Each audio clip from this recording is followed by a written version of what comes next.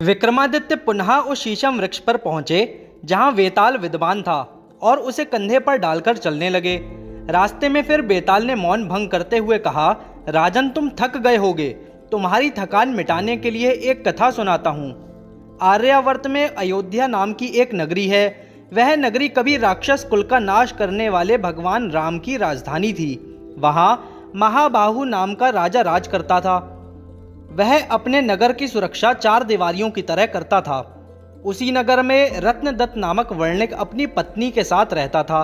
देवताओं की आराधना से उसे रत्नवती नाम की पुत्री प्राप्त हुई। समय के साथ बड़ी होने पर वह अत्यंत सुंदर कन्या बन गई। उसके लिए उसके कुल के लोगों के साथ साथ राजाओं के विवाह के प्रस्ताव भी आए, किंतु हर बार वह विवाह से मना कर देती और पिता को धमका देती कि अगर उसका विवाह किया तो वह आत्महत्या कर लेगी। पिता भी इकलौती संतान के मुंह में कुछ न कह पाते। इसी बीच अयोध्या नगरी में कुछ चोर आ गए और घरों में चोरियां होने लगी। लोग परेशान होकर राजा के समक्ष पहुंचे और अपनी परेशानियां व्यक्त की।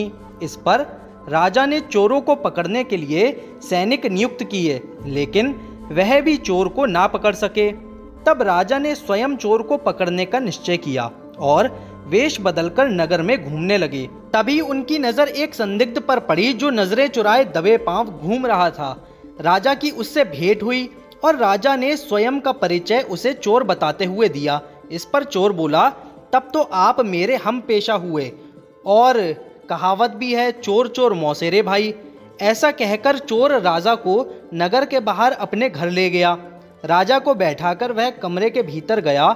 तब चोर की दासी ने राजा को पहचानकर राजा से कहा, आपको यहाँ नहीं आना चाहिए था, यह अवश्य ही आपको धोखा दे देगा, अतः आप चले जाएं। राजा महल आ गया और सिपाहियों की टुकड़ी भेजकर चोर को पकड़वा लिया और उसे मृत्यु दंड सुनाया।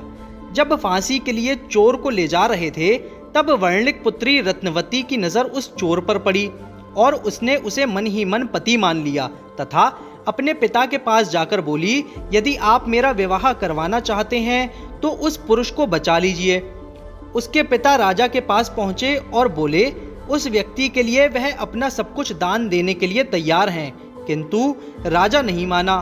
तब रत्नवती भी उसी स्थान पर आत्महत्या को पहुंची जहां उस चोर को फांसी दी जा रही थी।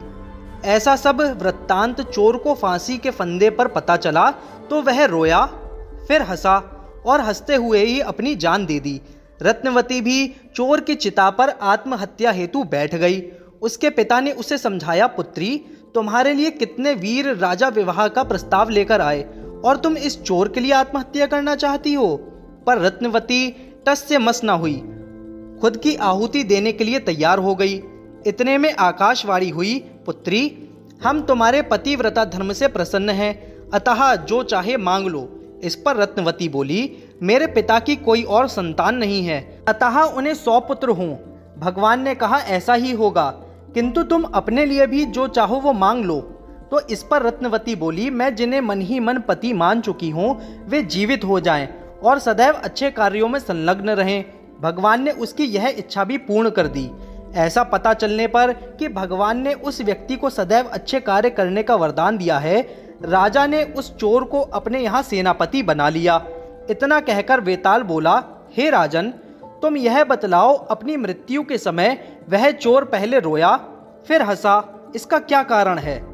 राजा विक्रमादित्य बोले, वह रोया इसलिए कि यह वर्णिक जो अकारण ही मेरा बंधु बन गया, मैं उससे उऋण नहीं हो सका, तथा हंसा इसलिए कि पति के रूप में राजाओं का तिरस्कार करने वाली यह कन्या ऐसी स्थिति में पड़े हुए मेरे प्रति कैसे अनुरक्त हो गई। राजा से अपने प्रश्न का सटीक उत्तर पाकर वेताल फिर वापस उड़ चला और राजा विक्रमादित्य भी उसे लेने पीछे पीछे उसकी ओर चल दिए। आपको ये वीडियो कैसी लगी हमें कमेंट करके ज़रूर बताएं। वीडियो ज़रा भी पसंद आई हो तो वीडियो को लाइक करें, शेयर करें और चैनल को सब्सक्राइब ज़रूर करें। मिलेंगे आपसे अगली वीडियो में। जय हिंद।